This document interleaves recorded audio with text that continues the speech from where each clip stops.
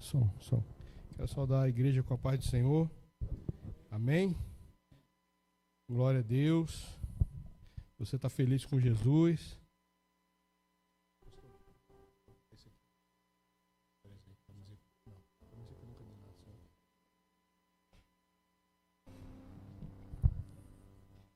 E glória a Deus por esse dia de hoje. Glória a Deus pela palavra dele que já foi falada a nós, por tudo aquilo que nós já recebemos. Com certeza Deus já tem falado ao coração de cada um de nós. Eu louvo a Deus pela bondade dele, pela misericórdia dele, pela graça dele. Boa parte daquilo que eu vou falar, o pastor já antecipou aqui sem saber. Eu estava saindo de casa hoje, eu falei com a minha esposa, eu estava ouvindo... Eu gosto muito de ouvir cantata. Eu gosto de coral. Eu gosto de vozes divididas. É uma coisa muito maravilhosa. Eu fico imaginando como é que vai ser no céu. Aí eu estava ouvindo, a gente veio de lá para casa para cá, de São Pedro para cá, ouvindo a cantata. Não era Rei de Amor, não. Natal dos Anjos. Natal dos Anjos, que coisa maravilhosa. Se você puder, quando você estiver em casa, tira um tempinho para ouvir. E aí o pastor falando aqui sobre como vai ser, e a gente veio de lá para cá ouvindo o Natal dos Anjos, aquelas vozes, parecendo mesmo um coral do céu cantando o nome do Senhor, a história do nosso Deus aqui conosco na terra, a história de Jesus vindo. Irmãos, vai ser maravilhoso, vai ser especial. E sabe o que é o melhor? Você não precisa esperar para fazer isso. Você já pode fazer isso, começar agora. O momento que nós tivemos aqui de louvor, o pastor nos dirigindo aqui no louvor, irmãos, subiu ao céu da maneira como Deus queria receber. Porque Ele quer o louvor que vem do coração. E se você vem aqui para entregar o seu culto, entregar o seu louvor, tenha certeza que Deus recebe. E os anjos cantam junto, e o Espírito Santo leva ele. Esse mesmo Espírito enche o teu coração para entregar para Ele. Você não precisa esperar para cantar naquele coral, você já está cantando hoje. Entrega a Deus o seu louvor. E aí quando a gente estava saindo de casa, eu estava ouvindo o coral, essa cantata que eu falei. Aí entrou uma propaganda no YouTube, né? Coisas de quem não assina o YouTube Premium. Tem que ouvir comercial no meio de um louvor, no meio de uma pregação, você tem que ouvir um comercial. Aí entrou um comercial, irmãos, de um discipulado que um irmão faz na madrugada. Eu nunca tinha visto comercial de programa de crente.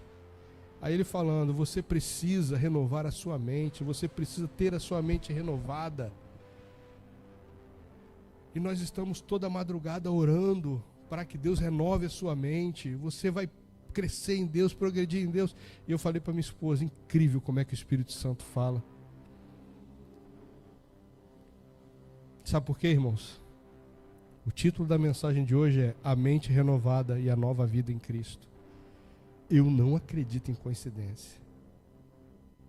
Eu estava orando, acordei hoje de madrugada e fui orar, né? Aí orando e falei, Senhor, não deixa a tua igreja ouvir palavra de homem. O pastor falou isso agora. Eu fico maravilhado como é que o Espírito Santo faz. Porque às vezes o Espírito Santo ele vem, te traz uma palavra que pode não parecer nada, mas ele falando assim, eu estou contigo. O que eu coloquei no teu coração fui eu que coloquei.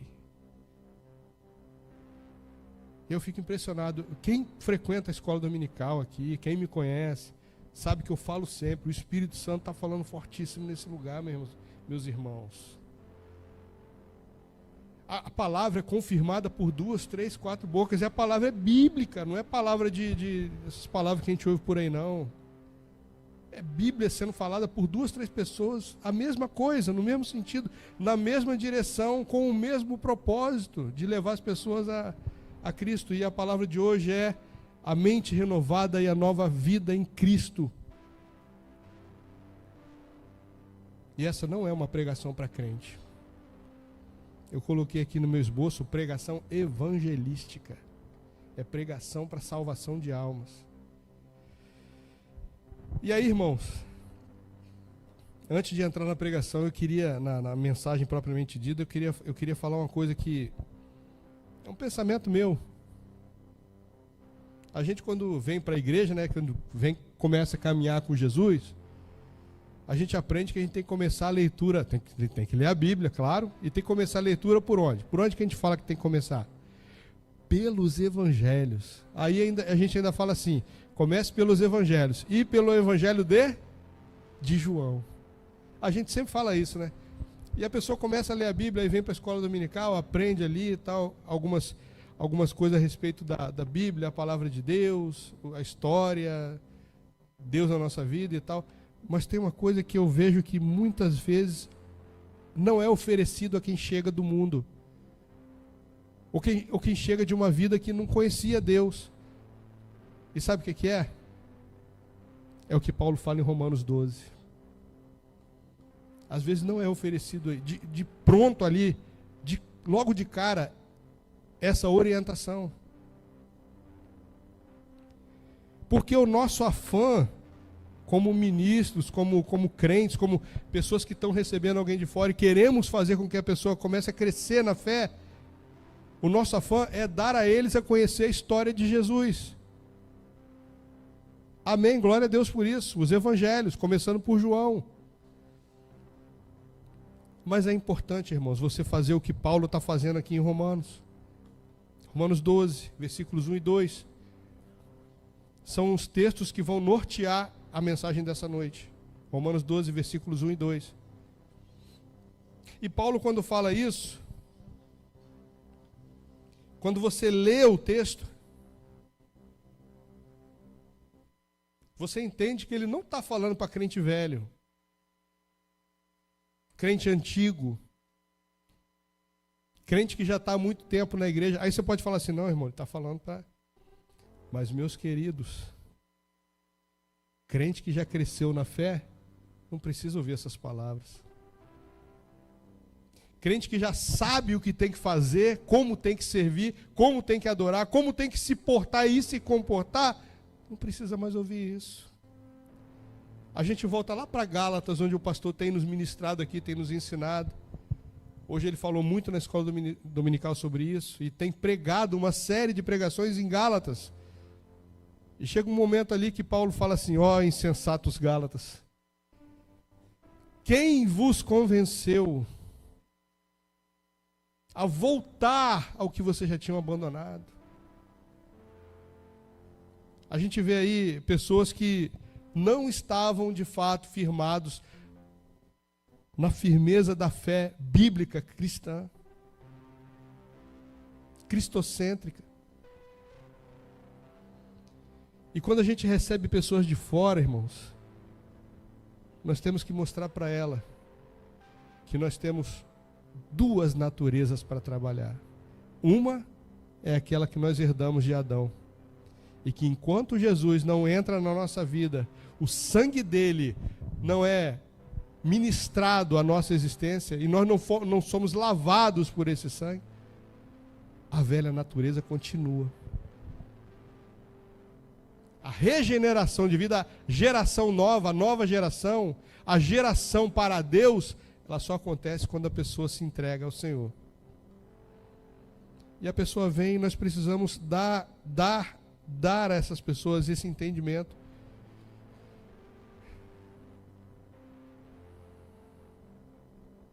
Jesus vai falar para um homem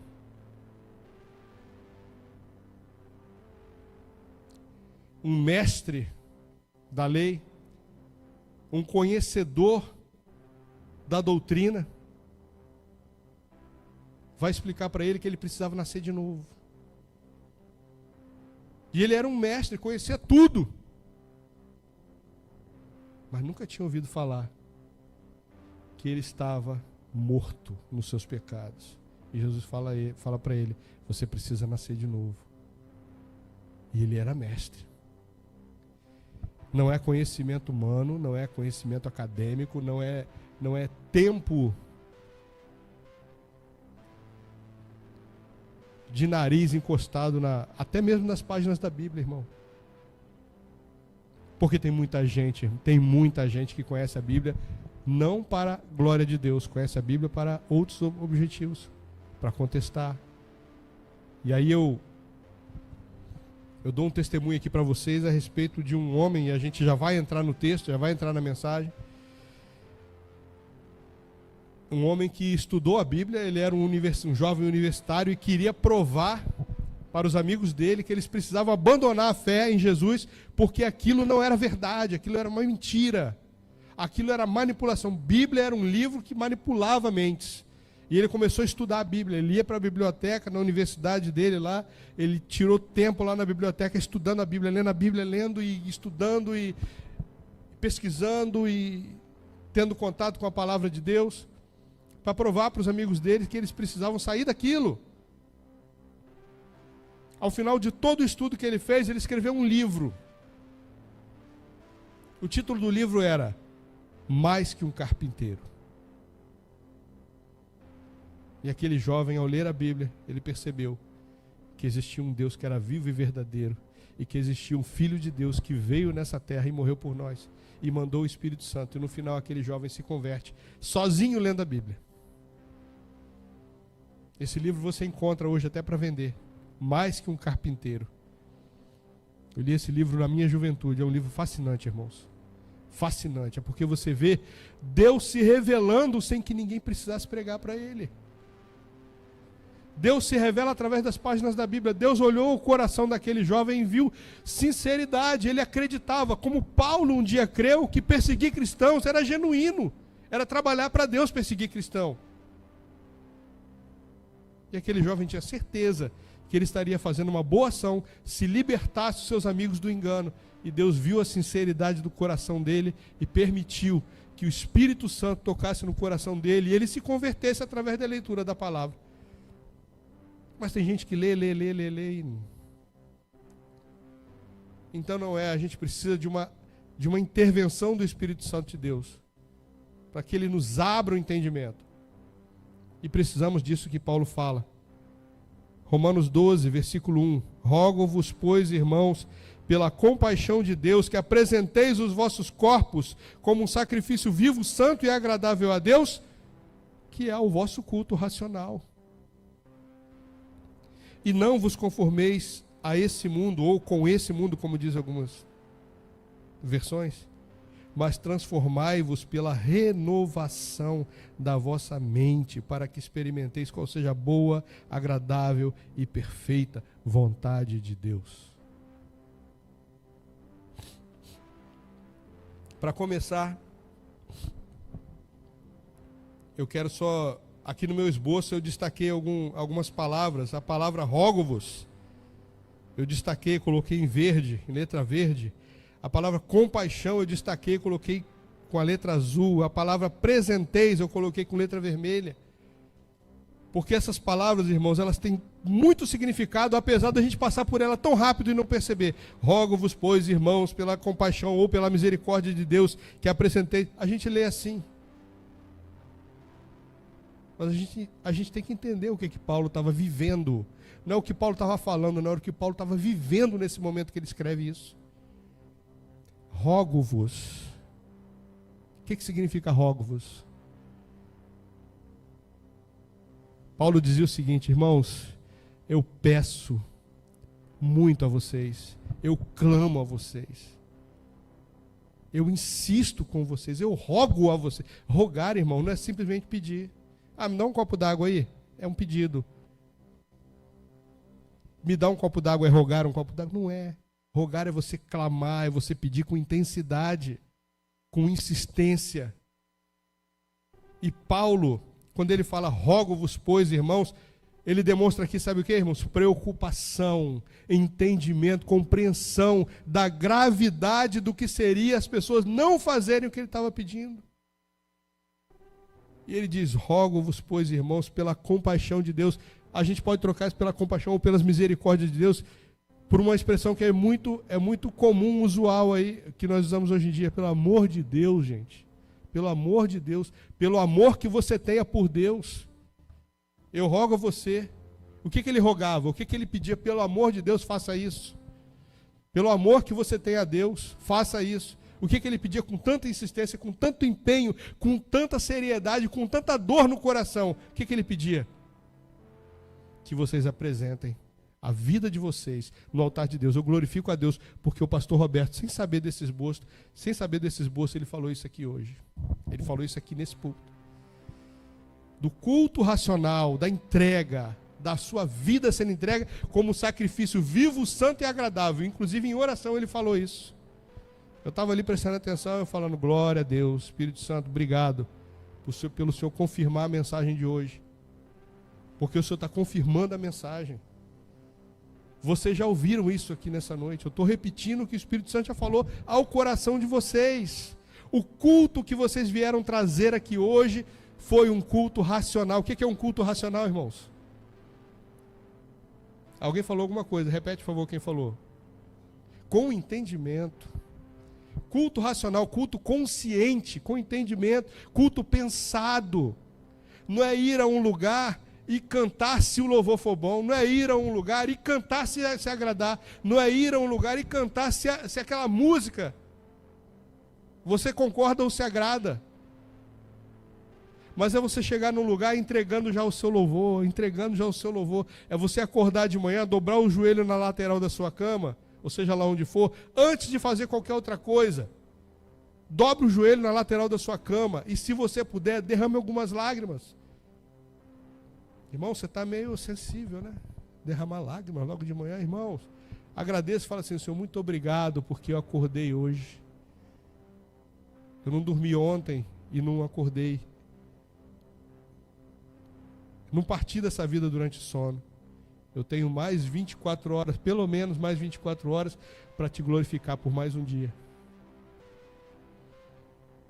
Paulo vai falar mais ou menos algo a esse respeito. Ele vai falar que para ele seria bom partir. Ele queria logo partir e estar com Cristo, mas por amor àquelas pessoas a quem ele estava se dirigindo, ele preferia ficar. Ele preferia ficar. Então dobre o seu joelho, comece o seu dia, consagrando o seu dia a Deus, orando, Senhor, anda comigo durante esse dia que está começando agora, caminha comigo, onde eu for, vai comigo. E eu não estou dizendo aqui que você vai viver um dia de santo dentro de uma bolha, isento de problema. Eu não estou dizendo aqui que você vai virar um santinho que vai flutuar por sobre as dificuldades. Você vai enfrentar luta, você vai enfrentar perseguição, você vai ter problema dentro da sua casa, você vai brigar com sua esposa, com seu marido, vão ter umas arestas lá, vocês vão se chocar às vezes. Mas até na hora do choque você fala assim, Senhor, toma conta, Senhor, toma frente, Senhor, tem misericórdia. Glorifica o teu nome nessa situação, glorifica o teu nome. Espírito Santo de Deus, entra aqui no meio com a tua paz. Glorifica o teu nome na minha casa. Santifica o meu lar. Renova a comunhão, renova a paz, renova o amor. Renova o espírito de uma só carne. Que nós venhamos a entender assim, e sentir assim, e viver assim.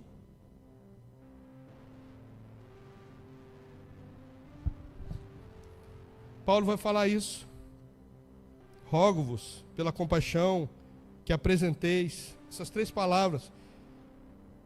Eu fiz um destaque de todas elas, mas o que mais me chocou foi enquanto eu meditava, e a gente já teve aqui a disciplina da meditação, o que é meditar na palavra de Deus. Quando você medita na palavra de Deus, esse verbo rogar, ele ganha um novo significado. Você sente, quando você medita na palavra, você sente a dor de Paulo quando escreve esse texto. Você sente a dor de Paulo. Por que ele rogava? Ele podia simplesmente colocar, irmãos, como a carta de Judas, quando eu me dispus a escrever aqui a respeito da salvação em Cristo Jesus, quando eu me dispus a fazer isso, eu percebi que eu tinha que falar sobre outro assunto. Ele não escreveu simplesmente assim, não era uma carta doutrinária apenas, uma carta de ensinamento apenas. Aqui tem a palavra que eu ia usar aqui tem um pedido desesperado, irmãos. Porque é grave não fazer isso. É grave ser crente e não apresentar os nossos corpos em sacrifício vivo, santo e agradável a Deus. É grave. É grave porque quem vive assim não entendeu o sacrifício de Jesus, a vida de Deus, a descida do Espírito Santo. O Espírito Santo vive em nós, vivo em nós. Não entendeu. E é aí que a gente entra a nova vida. E eu glorifico de novo a Deus, porque o pastor falou aqui nesse púlpito. Ele falou aqui da mente e falou que não é comportamento. A minha introdução fala, a vida cristã não é apenas uma mudança de comportamento, é o Espírito Santo confirmando a palavra. E se o Espírito Santo está confirmando e você está ouvindo isso, está ferindo os seus tímpanos, agasalhe no teu coração, porque ele falando para você. A vida cristã não é apenas uma mudança de comportamento, mas uma transformação profunda que começa. Transformação profunda que começa na mente. Começa na mente. Por quê? O que é que governa a sua vida? O que é que governa a sua vida? O que governa a sua vida é a sua mente. A sua existência. A vida, irmãos, a nossa vida aqui nessa terra é uma sucessão de decisões que você faz. É ou não é? É uma sucessão de escolhas. Eu falei aqui semana retrasada que você só é livre para escolher a quem você vai servir. Você só é livre para servir a quem você vai se escravizar. Porque a quem você servir, dele você será escravo.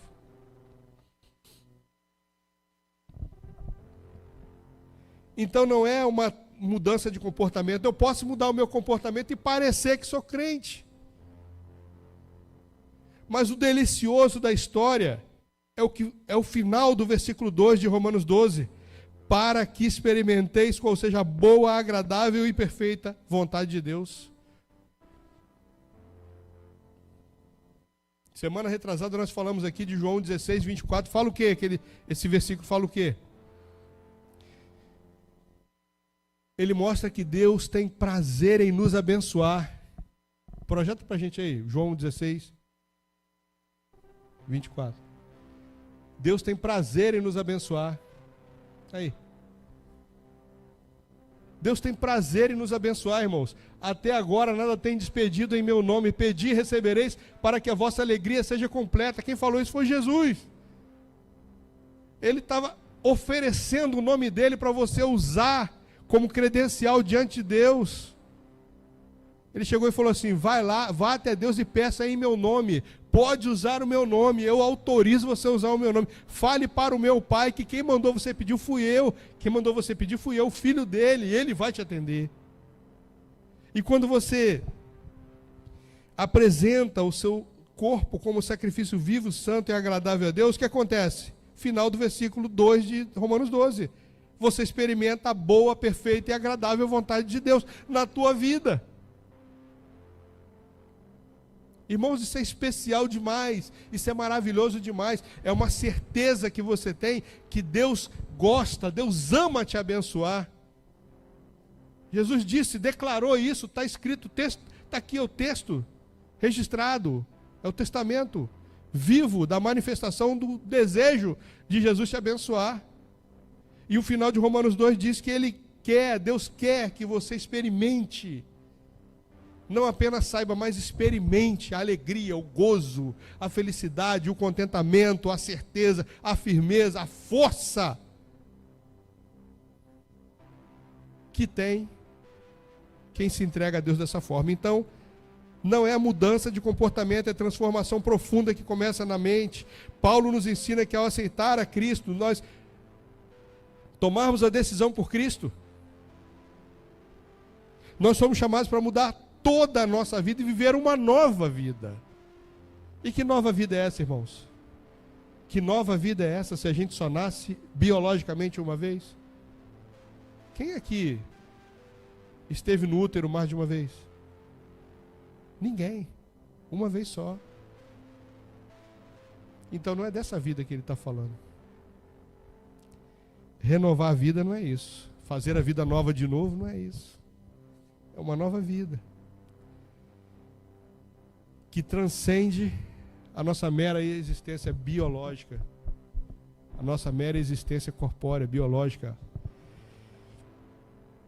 Então é sobre isso que nós queremos falar isso. Deixar para trás o velho homem, permitindo que Deus renove a nossa vida, a integralidade da nossa vida. E eu quero dizer para você uma coisa: se Deus permitiu que você viesse até aqui e ouvisse isso, é porque Deus tem coisas maravilhosas para você experimentar. No tempo que se chama hoje. Não digo o dia de hoje, 25 de maio. O tempo que se chama hoje, o tempo da sua vida. A sua trajetória até chegar ao céu. Ele quer que você experimente. Ele tem prazer em saber que você está experimentando o melhor da vida. Quando a gente lê aqui, rogo-vos, pois, irmãos, a gente entende que Paulo está apelando aos cristãos com um tom de urgência e amor fraternal. Quando a gente vê pelas misericórdias ou pela compaixão de Deus, Paulo nos lembra que a entrega a Deus deve ser motivada por quê? Por qual sentimento? A entrega a Deus deve ser motivada por qual sentimento? Um sentimento egoísta e mundano de simplesmente salvar nossa alma do inferno? Ou por um coração cheio de gratidão? Um coração cheio de amor a Deus. A nossa entrega tem que ser por gratidão. É o que eu falei. Dobra o joelho na lateral da sua cama e comece agradecendo a Ele. Quando eu era jovem, o Senhor Jesus nos ensina a orar na Bíblia. Está escrito lá. Tem lá o passo a passo lá de como orar. Como nos dirigirmos a Deus. Mas quando eu era jovem, tinha um pastor que ele fazia capelania em presídio. E eu comecei a andar com ele. E a gente fazia capelania no presídio da Frei Caneca. O pessoal mais antigo aí conhece, lá no centro do Rio, a Frei Caneca. E todo domingo a gente ia ao presídio para dar uma escola bíblica dominical para os presos. Eu era jovem, muito jovem ainda, e a gente ia lá. E ele ensinou para a gente a seguinte fórmula de oração. Antes de você orar, prepare o ambiente. Na sua mente, prepare o ambiente. Com quem você vai falar? É com o governador do teu estado? É com o prefeito da tua cidade? Se for com eles dois é fácil. É só você usar a formalidade. Agora você está entrando na presença do Todo-Poderoso, daquele que criou os céus e a terra, daquele que tem todo o poder. Então, quando você entrar na presença dele, comece louvando. É o que está na oração do Pai Nosso que Jesus nos ensina. Comece louvando. Gaste tempo. Ele falava, gaste tempo louvando. Senhor, nós te louvamos, nós te agradecemos pelo dom da vida, nós te agradecemos por essa experiência de poder estarmos vivos nesse tempo, porque nós sabemos que o Senhor tem nos colocado aqui nessa terra com uma missão, e nós agradecemos pelo privilégio de estarmos aqui trabalhando e proclamando o teu nome. E ele ia, e aí ele tinha dias na oração, lá com os presos, ele transportava toda a audiência dele, irmãos, lá para Gênesis. E ele vinha no decorrer da história falando, o Senhor criou todas as coisas, o Senhor fez o povo, o Senhor permitiu que o povo fosse para o Egito, tirou eles de lá, levou... Irmãos, a gente fazia uma trajetória, enquanto ele falava, a gente ia visualizando aquilo, uma coisa incrível, irmãos. E por todos aqueles passos que Deus veio caminhando com o homem na história da humanidade, ele ia dando uma palavra de louvor e de agradecimento e chegava até nós ali naquele presídio. Era difícil você não ver pelo menos uma meia dúzia de presos chorando ali. Porque as pessoas eram transportadas para a presença de um Deus que de fato era um Deus vivo e verdadeiro, todo-poderoso. Paulo vai falar sobre isso. Nós temos que nos entregar motivados pela gratidão. Gratidão pelo quê? Pela graça, pela misericórdia, pela bondade que ele nos mostrou. Você consegue ver a graça, a bondade e a misericórdia de Deus na sua vida? Você consegue? Você consegue ver a bondade, a graça e a misericórdia de Deus nas páginas da Bíblia? De Gênesis a Apocalipse. Só tem bondade, graça e misericórdia. Essa bondade, graça e misericórdia, aí é que eu dou glória a Deus. ela foi materializada em Jesus. E o Verbo virou gente e habitou entre nós, e vimos a sua glória, glória como a do unigênito do Pai. Essa bondade, graça e misericórdia foi materializada em Jesus. E Paulo continua. Ele rogava pela misericórdia ou compaixão de Deus. O que ele rogava? Que apresentei os vossos corpos, diferente do sacrifício do Antigo Testamento que aquele pessoal conhecia. O pecado, ele era coberto, ele não era apagado. Era coberto. Coberto com o quê? Os rudimentos do Antigo Testamento, o sacrifício do Antigo Testamento. Era coberto com o quê? Com sangue de cordeiros e bodes. Hebreus vai falar sobre isso.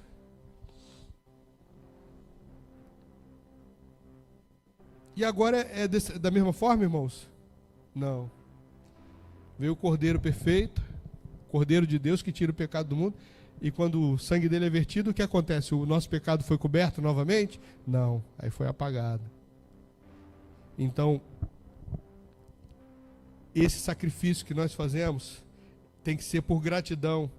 E nós temos que oferecer a nossa vida em inteireza de sacrifício. Por quê? Porque nós temos a plena certeza de que nós estamos justificados perante Deus. Não tem mais uma conta para eu pagar no final dessa história. Essa conta já foi paga. Eu não tenho mais uma dívida. A palavra diz que o escrito de dívida foi rasgado, foi cravado na cruz com Jesus. Ele continua: que sacrifício é esse? Santo e agradável a Deus.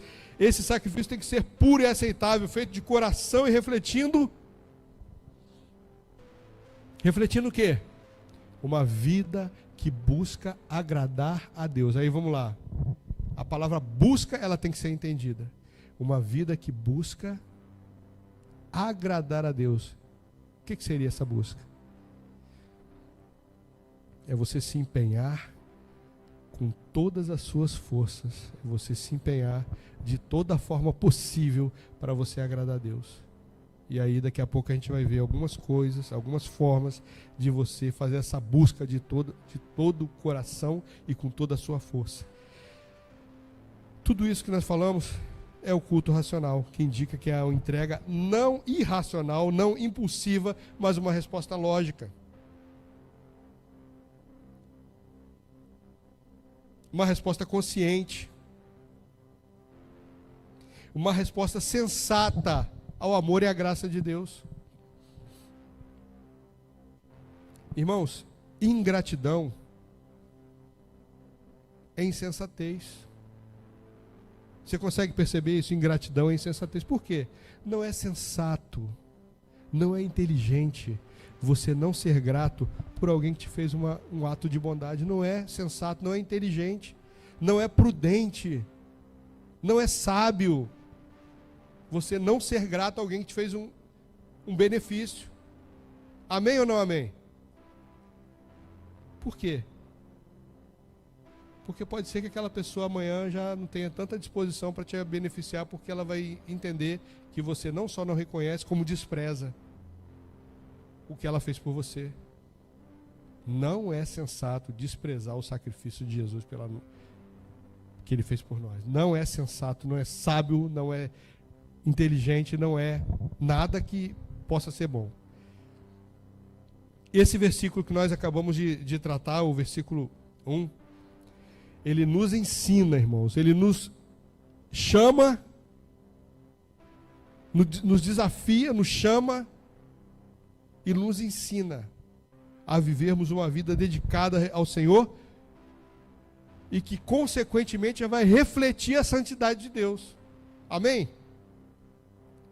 Uma vida que é um culto, você é um culto ambulante. Você é um serviço de louvor, você é um testemunho ambulante.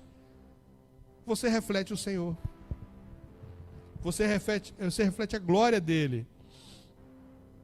Qualquer pessoa que te vir, que ver você, vai perceber que tem um Deus que fez a diferença na tua vida. Vai perceber Aquela música que a gente canta, essa paz que eu sinto em minha alma, não é porque tudo me vai bem. A pessoa que percebe que tudo não está indo bem na tua vida, mas mesmo assim você está cheio de paz, ela vai perceber que tem uma coisa diferente, tem um Deus na tua vida, e ela vai desejar esse Deus. Aí Romanos 12, ele nos dá uma chave essencial para essa transformação espiritual. E que transformação espiritual é essa que Paulo fala? Tá lá, textualmente lá, registrado. A renovação da mente. Essa é a chave. A renovação da mente. Renovai a vossa mente. Quando ele fala sobre renovação da mente, ele fala assim: ore e aguarde, porque o Espírito vai transformar a vossa mente. É isso que ele fala, ou ele fala transformai-vos? Ele fala transformai-vos. E a gente viu aqui semana retrasada que esse sufixo aqui, transformai-vos, indica uma ação reflexiva, ou seja, uma ação que você faz consigo mesmo. Você faz consigo mesmo. Você não precisa que alguém faça por você. Transformai-vos. Se transforme. Ah, mas alguém pode falar assim, mas espera aí. Como é que eu faço essa transformação? Aí a gente entra naquilo que o pastor falou semana passada aqui. Só o Espírito Santo tem esse poder. Exatamente isso. Quando o Espírito Santo vier a você, e a gente faz uma viagem, até aquele texto que diz: se hoje ouvires a voz do Espírito, não endureçais o vosso coração. Não endureçais.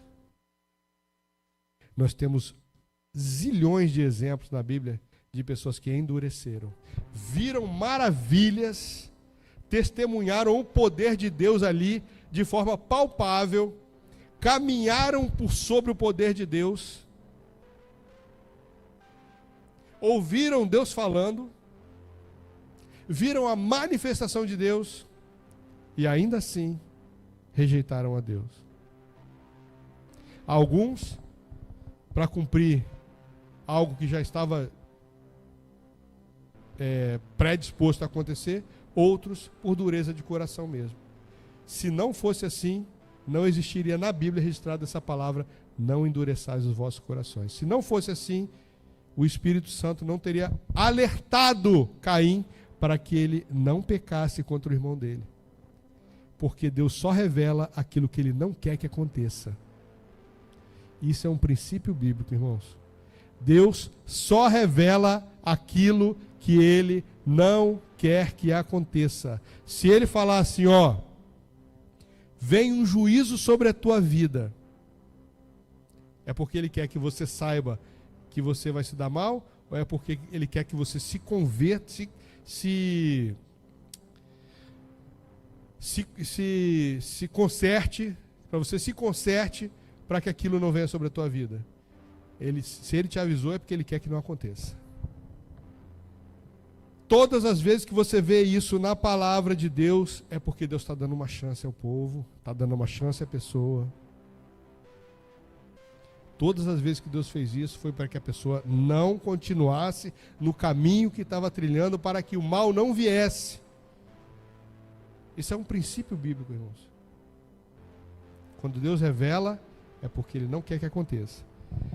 E aí a gente tem uma revelação aqui das páginas da Bíblia: e não vos conformeis com esse século.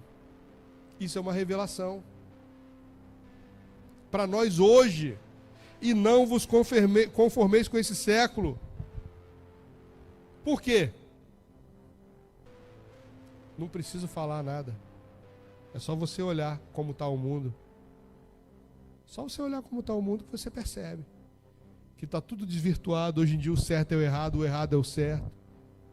Hoje em dia existe uma luta das trevas, do mal, do submundo, do inferno, para fazer com que esse livro que você tem na sua mão aí seja considerado um livro ruim, um livro atrasado, um livro que faz lavagem cerebral, um livro que não é um livro de amor, um livro que não aceita o pecado, um livro que fala de pecado. Porque hoje em dia o pecado é tratado como um problema da sua consciência. O mundo resolve o pecado de que forma? Normalizando o pecado. Todo tipo de pecado não é problema. Hoje em dia a gente tem, irmãos, até crimes hediondos que já estão começando devagarzinho a ser normalizado. Ah, isso aí é uma doença. A pessoa é doente. Isso aí que ela faz, que ela gosta de fazer, isso é uma doença, aí tem que entender. Não pode tratar como crime, não. E aí, a gente já sabe que no fim dos tempos, nós seríamos perseguidos por causa desse livro, por causa dessa fé, por causa desse Deus. E Jesus já tinha dito, já tinha alertado que o mundo iria nos odiar, por quê? Ele fala, o mundo vos odeia porque me odiou a mim primeiro. E a gente continua. Não vos conformeis com esse século, mas transformai pela renovação da nossa mente. Aí a gente chega a uma pergunta, como que eu renovo a mente? De que forma eu renovo a mente? Primeiro, não se conformar com o mundo. Significa não aceitar passivamente os valores desse mundo, os padrões contrários à vontade de Deus. Nós devemos questionar e discernir tudo à luz da palavra. Quem é que tem que nortear a minha vida, irmãos? Já dei a resposta na pergunta, sem querer. Quem é que tem que nortear a minha vida? A Bíblia, a palavra de Deus. Quem tem que nortear a minha vida é a palavra de Deus. Pastor Roberto falou isso aqui hoje na escola dominical. Temos que ser como os bereanos. O que todo mundo que estava na escola dominical hoje pela manhã, está aqui hoje, o que vocês vão trazer junto com a revistinha da escola dominical, junto com a Bíblia de vocês, o que vocês têm que trazer? Quem lembra aí? Fala alguém aí, em voz alta, pode falar. Caderninho e canetinha. Todo mundo lembra, né? Escola dominical, domingo que vem, revista da escola dominical, Bíblia e caderno e caneta. Porque nós temos que ser como o pastor falou, como os bereanos. Mas nós não temos um HD tão potente assim, a gente esquece. Para que não aconteça, a gente anota. Porque nós temos que perguntar, nós temos que investigar. O pastor falou, surgiu uma dúvida, anota, no final da escola dominical perguntar para ele. Não se conforme com esse mundo. De que forma eu renovo a minha mente? Primeira coisa, não se conforme com esse mundo. A gente estudou aqui sobre personalidade transformada. A gente estudou aqui sobre modelos ou figuras de autoridade. O mundo é uma figura ou um modelo de autoridade, porque ele te imprensa. Ele te imprensa. Se você não está nadando a favor da maré, se você está nadando contra a maré e não a favor, ele te oprime. Ele te oprime. E aí que Paulo vai falar, primeiro passo, não se conforme. Segundo passo, transformação contínua. A renovação da mente não acontece de uma vez só. É um processo diário de crescimento espiritual. É um processo diário. Transformação da mente não é operado por uma palavrinha mágica. Abracadabra. Não é isso, não, irmãos. É crescimento diário, é oração, é vida de oração, é vida de leitura da palavra, é confronto pessoal. É confronto, aquele pecadinho que você gosta de fazer, sabe? Que você não abre mão dele. Ah, mas eu não estou fofocando não, eu só estou compartilhando alguma coisa. Ah, mas eu não estou fazendo isso aqui não, não estou deixando de ir para a igreja para ficar vendo novela não. Não estou me contaminando com filmes, com séries. Irmãos, hoje em dia tem... Eu até um tempo atrás, vou confessar aqui aos irmãos, eu via todo tipo de filme e de série. Tinha uns filmes assim muito bons, as séries muito boas, né? E que no meio tinha umas cenas que não era para a gente estar vendo. E para ver aquilo ali, a gente até assistia aquela imundícia ali. Hoje em dia eu não assisto mais. Não assisto mais. Eu estou assistindo, posso estar gostando do filme, gostando da série. Chegou numa parte ali que tem uma cena desnecessária, que não era para estar ali. O filme é de ação. Aí no meio tem uma coisa que não tem nada a ver. Sabe o que eu faço? Eu desligo e paro de ver. E não é como protesto, não. É porque aquilo me aborrece. Aquilo me aborrece, irmão, demais quando eu vejo um negócio daquele. Sabe por quê? Porque eu vejo naquilo ali o vômito do inferno na minha sala. Eu vejo eu pagando a minha energia elétrica para receber vômito do diabo na minha sala. Eu não aceito isso. Aí eu entro lá, agora está muito normal, né? Tem uma série boa, maravilhosa, irmão, que são engendradas no coração de Satanás. Séries históricas, que contam uma história, um período da humanidade. Eu gosto muito de história. Eu e minha esposa, a gente gosta muito de história. Só que ali no meio ali tem um negócio ali que eu não posso nem falar aqui. É duas meninas ali, amigas demais. Dois meninos, amigos demais.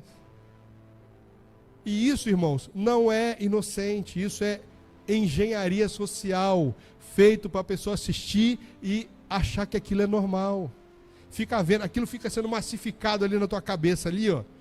Para aquilo ficar normal. Quem tem filho aí, que está vendo esse negócio, a cabeça é mais fácil de ser modelada.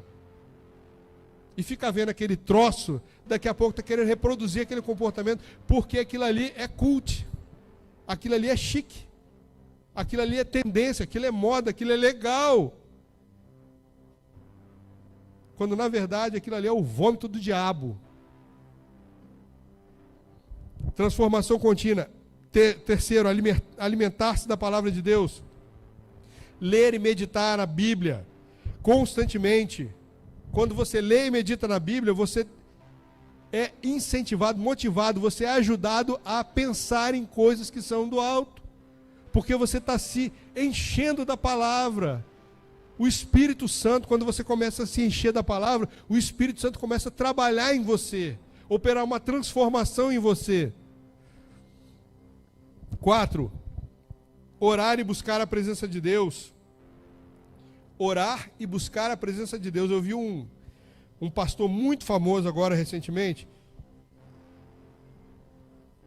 Eu falei até dele aqui recentemente, aqui na escola dominical.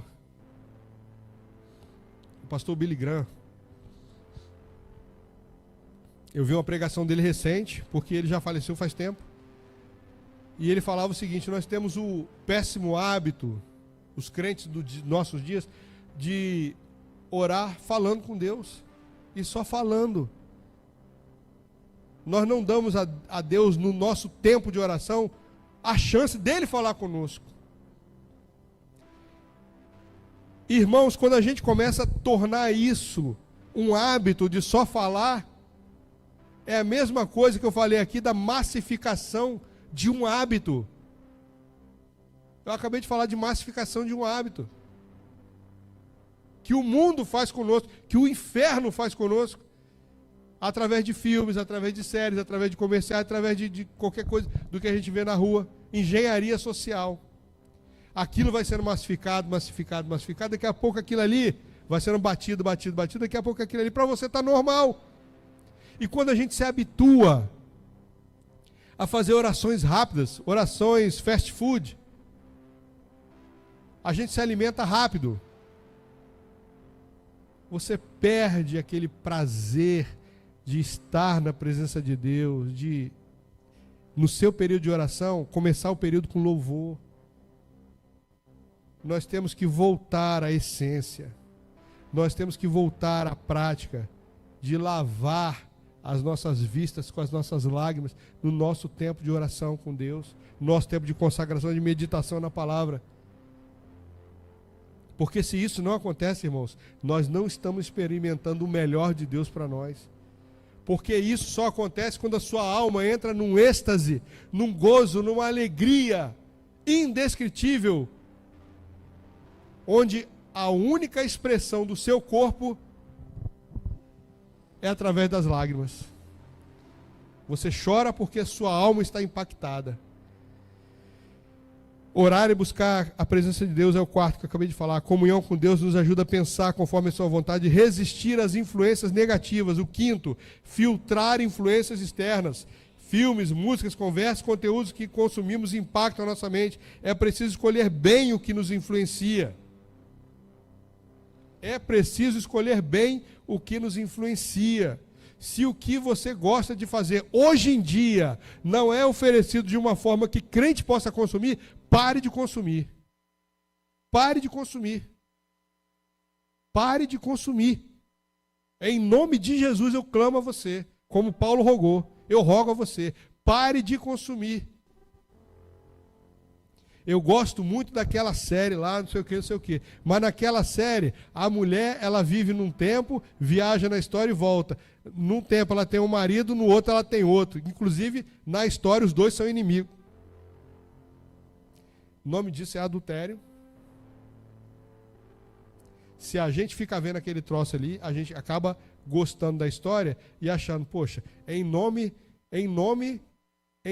da minha satisfação de ver um filme que eu gosto, que tem contextos históricos, que fala da história com precisão, com exatidão, que me ajuda a aprender a história da maneira como ela aconteceu de fato. Em nome disso, eu vou tolerar esse pecado que está explícito ali na minha tela. Em nome disso, eu vou tolerar. Não tolere. Não tolere. Leve Deus a sério. É por não levar Deus a sério que nós não temos experimentado o melhor de Deus nos nossos dias. Cristianismo fast food, irmãos, não é cristianismo. Efésios 5, 15 e 16 vai dizer, dentro desse quinto passo aqui, Efésios 5, 15 e 16 vai dizer, portanto, vede prudentemente como andais, não como nécios, e sim como sábios, remindo o tempo porque os dias são maus. Remindo. O que é remir o tempo, irmãos? O que é remir o tempo? Quantas horas tem o nosso dia? 24 horas? Quem aqui tem mais de 50 anos e lembra que 24 horas parecia que era uma eternidade para passar? Quem lembra que antigamente parecia que o dia demorava mais a acabar? Quem lembra disso? Eu lembro. Se você tem mais de 50 e não lembra, eu lembro. Eu lembro que parecia que o dia demorava a acabar, irmãos. Hoje em dia não dá mais. A gente fala assim, não, porque o dia se tornou, os nossos dias estão muito rápidos, tudo está mais rápido. Verdade, pura verdade. Mas a sensação de que está passando mais rápido não muda.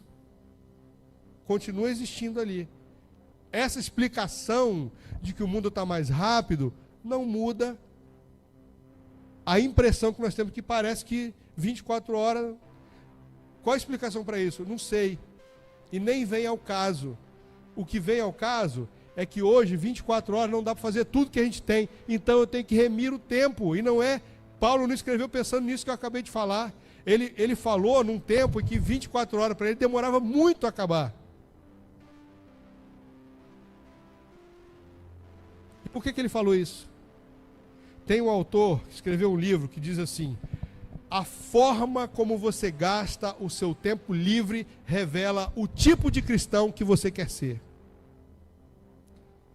Eu não lembro o nome do autor, não lembro o nome do livro, mas eu li esse livro e ele falava isso. A forma como você gasta o seu tempo livre revela o tipo de crente que você quer ser.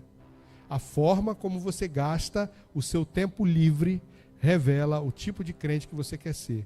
Eu sou chato, né, irmão? Repeti 3 vezes a mesma frase. Mas é para fazer uma ênfase aqui e lembrar você o seguinte. Será que Paulo gastava o tempo dele na frente da televisão? Passeando no shopping? Indo à praia?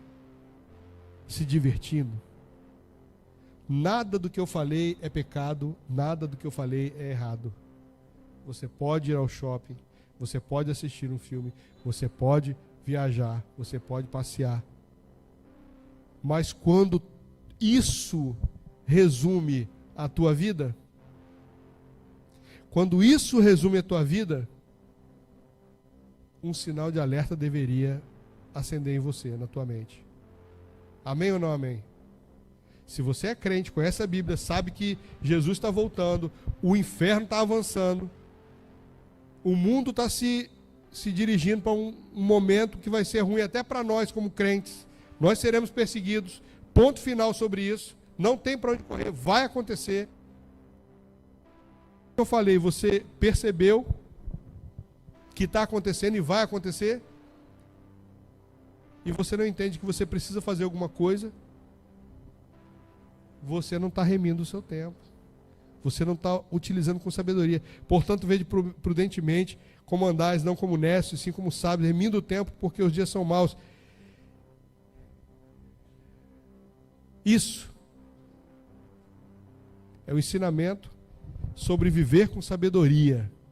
Usar o meu tempo com sabedoria para coisas que edificam a mim, ao reino de Deus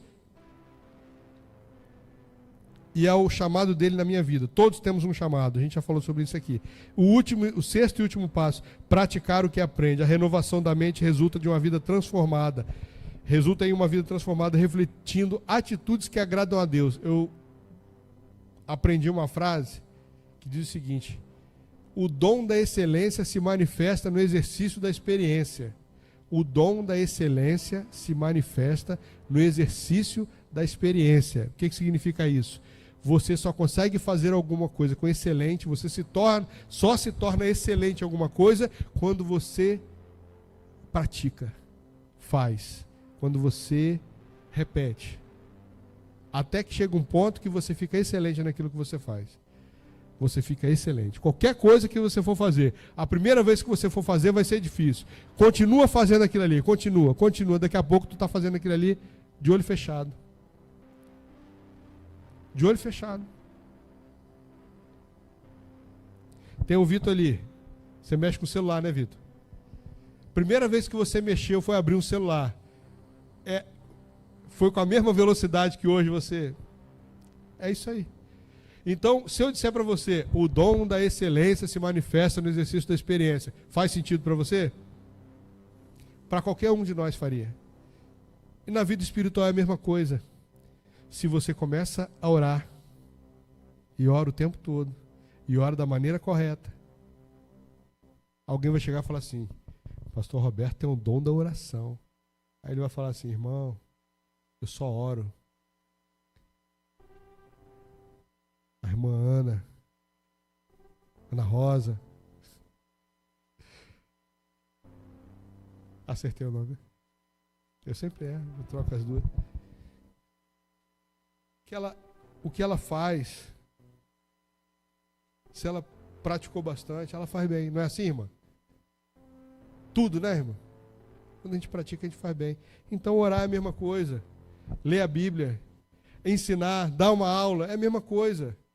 Você só tem que se preparar e começar. Comece. Porque Deus tem um caminho para você trilhar nesse sentido. Comece a ensinar, comece a discipular, comece a acompanhar alguém, comece a trazer para a pessoa aquilo que você aprende na igreja. Comece a compartilhar a palavra. Amém? Em resumo, Paulo nos ensina que a verdadeira adoração vai além de rituais e cerimônias. Por quê? Porque quando nós renovamos a nossa mente, passamos a entender. Entender o quê? O que é viver a boa, agradável e perfeita vontade de Deus. E isso nos leva ao seguinte ponto: a verdadeira adoração vai além de rituais e cerimônias. Ela envolve uma vida totalmente dedicada a Deus, transformada pela renovação da mente e vivida em santidade. E para terminar, eu vou falar aqui só o último ponto. Estamos falando de renovação de mente. Estamos falando de nova vida. Se eu estou falando de nova vida, eu estou falando de identidade, não é? Amém? O que é identidade? É aquilo que me apresenta, não é? Aquilo que me apresenta, aquilo que me testifica, que me apresenta, que me reconhece, que me testifica, minha testemunha fiel. Paulo vai enfatizar que, ao nos tornarmos novas criaturas, nossa identidade muda. A nossa identidade muda. Não vivemos mais segundo os planos do mundo, nem os nossos próprios, mas vivemos a partir de agora segundo os planos de quem? de Deus. E aí, nesse momento, quando você entende que você transicionou da sua identidade como perdido para uma identidade de salvo, você entende que alguma coisa tem que mudar. Amém? Pode continuar sendo a mesma coisa? Não, não dá, irmão, não dá. Então, o que é identidade? Vou fazer aqui uma analogia. Quando você vai se apresentar a alguém, você se apresenta em qualquer grupo social da mesma forma? Não. Por quê? A apresentação básica é dizer seu nome. Beleza. Mas aí, quando você vai se apresentar numa entrevista de emprego, o que a pessoa com quem você, o seu interlocutor, a pessoa com quem você está conversando, o que ela precisa saber de você? O que você sabe fazer naquela área.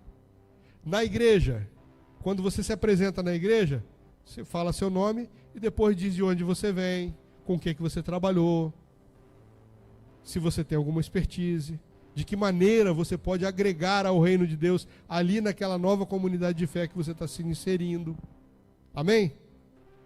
Ah, lá na outra igreja eu trabalhava com criança, eu trabalhava com ensino, eu trabalhava no departamento de evangelismo. Aí você já se identifica, o pastor vai olhar para você e vai falar, ó, a identidade dessa pessoa aqui, ele gosta de evangelizar. O outro ali gosta de trabalhar com criança. Então, dependendo do lugar que você esteja, você se apresenta de uma forma. Quando você está no mundo, a melhor apresentação do mundo não é quem eu sou, é o que eu tenho, não é? Amém ou não amém? A melhor apresentação do mundo não é quem eu sou, é o que eu tenho. O mundo quer saber mais o que você tem do que quem você é. Quem você é irrelevante. Você pode ser qualquer um. O importante é que você tenha. Lembra do filho pródigo? Lembram do filho pródigo? Ele teve muitos amigos, não teve? Amém? Mas os amigos eram amigos de verdade? Quando o dinheiro acabou, ele continuou tendo amigo? Não. Quando você fala que você precisa se apresentar a alguém, você fala aquilo que você precisa falar. E quando a gente vai se apresentar para alguém, seja lá onde for, você está dando ali a sua identidade, a sua imagem, a sua autoimagem, ela é reproduzida ali. Autoimagem é o resultado do que ouvimos, vivemos e acreditamos ser verdade quando olhamos para nós mesmos. Essa é a sua autoimagem. É um conjunto de fatores. Nós vimos aqui no mês passado, nós vimos aqui que o caráter é o quê? É o conjunto das construções que você incorpora durante a sua vida. E a personalidade? A personalidade, ela é afeta a uma herança, às vezes até genética. Por isso que você consegue mudar o seu caráter, mas a sua personalidade ela não muda. Ela pode ser transformada e adaptada. Mas mudar você não consegue mudar. Seu temperamento você não vai conseguir mudar. Por isso que nós estudamos uma disciplina aqui chamada temperamentos controlados pelo Espírito. Não foi temperamentos mudados pelo Espírito. Não muda. O Pedro, que Jesus conheceu pescando, temperamental, brigão. Depois da passagem de Jesus pela vida dele, ele continuou temperamental e brigão. Continuou o tempo todo da vida dele, mas o Espírito Santo controlou ele. Paulo continuou com a mesma opinião forte dele, ao ponto de causar uma ruptura no momento em que ele confronta Barnabé por causa de uma pessoa que ele não queria admitir no grupo. Amém, irmãos? Então essa autoimagem, a nossa apresentação que a gente traz do mundo, ela não pode mais ser a mesma. E qual é a nossa identidade quando nós viemos para Cristo? Quem é? Quem é que vai definir essa nossa imagem, essa nossa identidade? A nossa autoimagem agora é formada a partir de quê? A nossa autoimagem, a pessoa que eu me reconheço agora, ela vai ser formada a partir da centralidade da Bíblia. Quem é o centro da Bíblia? Jesus. Jesus tem que ser o meu espelho, o meu exemplo, o meu motivador, o meu alvo. Jesus tem que ser o meu alvo. E Paulo vai falar que nós temos que progredir até a estatura de Cristo. Até que Cristo seja gerado em nós, Paulo vai falar. Nós temos que caminhar nesse sentido até que nós chegamos a isso. E aí, afinal, falando de identidade, afinal, quem somos nós? Qual é a identidade do cristão? Qual é a identidade? 2 Coríntios 5,17. Assim que se alguém está em Cristo, é nova criatura. É nova criatura. E aí? Mas eu tenho um passado ali. Olha o que o texto fala. As coisas velhas se passaram e tudo se fez novo. Sabe o que você tem que sentir quando você lê esse texto e recita em voz alta esse texto? Para você ouvir o que você está lendo? Você tem que sentir o seguinte: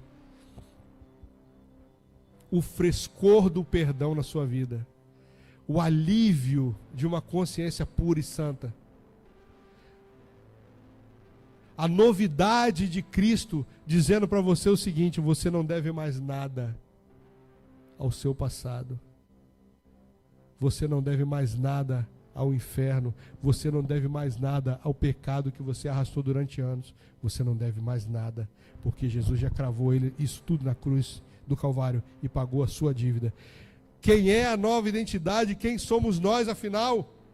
Romanos 6, 3 a 4. Nós fomos sepultados com Ele na morte pelo batismo, para que assim como Cristo foi ressuscitado dos mortos, também nós vivamos uma vida nova. Também nós vivamos uma vida nova. Assim como Ele morreu e Ele ressuscitou, assim também Ele nos trouxe de volta de uma vida de morte para uma nova vida. Quem somos nós, afinal? Qual é a nossa identidade? Gálatas 2:20. A nossa identidade, Gálatas 2:20.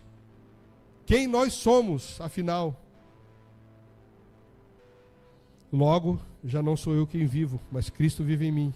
E esse viver que agora vivo na carne, vivo pela fé do Filho de Deus que me amou e a si mesmo se entregou por mim. Quando você ouve isso, irmãos, é a hora de você dar um brado de liberdade. Glória a Deus, obrigado, Senhor, eu não estou mais preso. Eu estou livre agora, e Cristo vive em mim. E eu vivo pela fé. Essa é a sua identidade, irmãos. Quem é você, afinal, agora que você tem uma nova mente, uma nova geração, você foi gerado novamente. Quem é você agora? Você está em Colossenses 3:11. Colossenses 3:11. É aqui que você está, irmãos. Não, no qual não pode haver grego, nem judeu, nem circuncisão, bárbaro, cita, escravo, livre, porém Cristo é tudo em todos. Ou seja, você é livre, de seja lá o que for, você é livre. Qual é a sua identidade? Você nasceu de novo. Qual é a sua identidade? Você é livre. Qual é a sua identidade? Você foi gerado novamente. Você é uma nova criatura. Você é uma nova criatura. Essa é a sua identidade. A renovação da mente, irmãos, ela é uma coisa progressiva, mas ela tem passos que você pode seguir para você atingir essa renovação da sua mente. Essa mensagem vai ser concluída na próxima vez que eu estiver aqui de novo com vocês, com muita alegria, para compartilhar essa palavra com vocês. A gente vai encerrar, vai concluir na próxima vez. E já chamo aqui o nosso pastor Roberto. Eu vou ficar 15 dias fora. Nosso pastor me deu uma licença aí. A gente vai viajar, eu e minha esposa, com a família. E a gente vai passar um tempo fora. Tempo esse que eu com certeza vou estar com saudade de vocês. Orem por nós. E o pastor Roberto vai fazer essa oração agora.